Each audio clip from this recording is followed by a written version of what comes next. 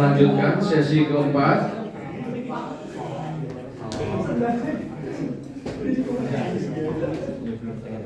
Bisa mulai? Masih berkaitan dengan agile. Ini nanti ada beberapa hal yang berkaitan dengan backlog perlu kita pahami lebih lanjut. Nah ini nanti sebenarnya teman-teman di minggu depan planningnya sudah jelas dulu ya. Baru nanti ada beberapa topik yang kita masih ikuti untuk bagaimana melakukan requirement ya. Scrum Framework, Software Engineering sesi keempat.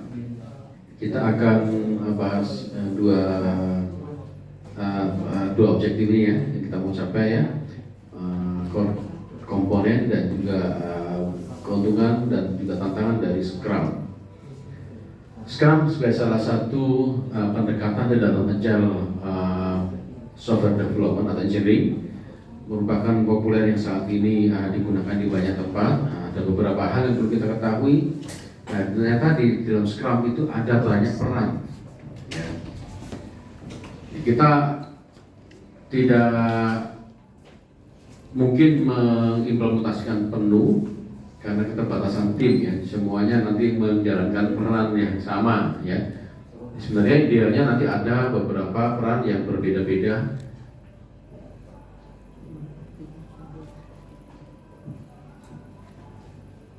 Mana ini? Di sebelah ya. Oh, nikmati saja. Tapi jangan sampai nanti hilang fokus ya. Framework yang digunakan untuk oleh organisasi atau tim dan tim untuk generate value melalui adaptive solution. Jadi ini kuncinya adalah adaptive solution, bukan prediktif ya, adaptive solution. Jadi welcome terhadap perubahan, terbuka terhadap perubahan untuk problem yang kompleks. Ya.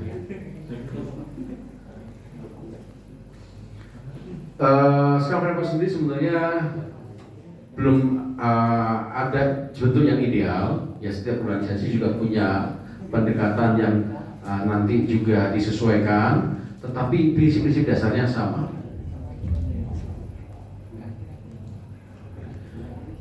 Nah, beberapa proses yang perlu dipahami di dalam framework di Scrum ini. Ya, nanti kita akan mulai dari beberapa yang dasar saja ya, yang nanti pasti banyak digunakan di banyak tempat, walaupun nanti yang lainnya untuk disesuaikan. Beberapa yang pilar fundamentalnya.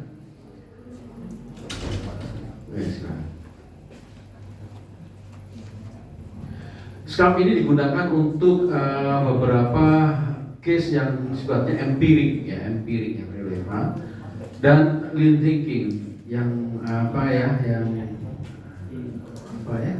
lean itu yang simpel atau lean yang ringkas ya, yang ringkas, secara ringkas memodelkan suatu pendekatan software yang saya rasa bisa mengadopsi perubahan ya karena ringkas. MBA di sini asset knowledge dari beberapa pengalaman, experience dalam membuat keputusan, ya. Jadi intinya dalam pengembangan Scrum ini kita tidak bisa menggunakan pendekatan organisasi yang tertutup, yang hierarki. Ya. Ini bisa diimplementasikan untuk organisasi yang terbuka. Ya. Minggu lalu ada beberapa jenis ya. Ada yang tertutup, terbuka, ada yang di tengah-tengah ya. Nah kalau organisasinya tertutup nggak bisa menggunakan Scrum. Kenapa? Karena setiap orang boleh menyampaikan ide. Terbuka ya, kolaborasi. Organisasi tertentu nggak boleh. Apa kata pimpinan? Jalankan. Yang seperti itu nggak bisa pakai Scrum. Jadi kalau ada nanti usulkan Scrum untuk organisasi yang sifatnya sistem komando, agak bisa, susah. Ya, ini untuk organisasi yang sifatnya memang terbuka. Semua orang punya hak untuk menyampaikan pendapat dan setiap orang perlu menghargai setiap pendapat. Sekarang, sehingga sangat kaya dengan beberapa inovasi karena semua orang pasti punya ide-ide ya.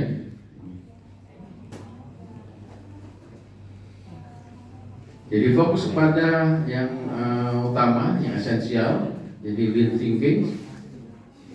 Sekarang employs an iterative ya tadi ya, incremental approach, jadi dilakukan proses berulang secara terus menerus. Mengoptimalkan predictability dan control risk, ya ada beberapa yang hal berkaitan dengan situasi yang mungkin terjadi akan datang ya bisa dioptimalkan dan juga dimitigasi. Kalau risiko namanya ya dimitigasi. Kira-kira kalau ini nanti dijalankan gimana ya dengan tim yang ada sekarang, timnya tempatnya berbeda-beda, kulturnya berbeda, ya seperti itu, hal seperti itu diantisipasi ya, dimitigasi, namanya dikontrol, mitigasi. Kalau seandainya timnya ini nanti ada juga mahasiswa masuk, mahasiswa ini kemungkinan masih perlu training dulu. Nah biasanya mahasiswa ini kalau dari BINUS Semarang misalkan perlu waktu 1 bulan training untuk proyek ini ya. Proyek ini start efektif menggunakan resource ini 1 bulan, akan ini dihitung. Startnya nanti tambah resource 1 bulan setelah itu ada mahasiswa. Tapi mahasiswa di proyek-proyek awal mungkin dilibatkan di bagian-bagian yang tidak kritikal. Itu juga nanti ada akan kami ya, real project di industri, tapi ada tidak langsung yang proyek yang besar ya. Dan itu harus dikalkulasi oleh project leader ya. Nah ini di risiko orang, risiko waktu, cost, risiko teknologi, ini ada teknologi yang baru. Kira-kira bagaimana ya nanti kalau seandainya dijalankan dan ternyata ada masalah waktu dijalankan, harus buat alternatif, skenario alternatif gitu kan.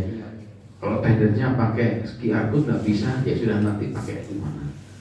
Oh, dosen masih bisa centang-centang, kalau kasih alasan lupa alasan lupa terus nih. Lupa absen, jangan lupa sekarang absen semuanya, ada lupa dan seterusnya. Nah itu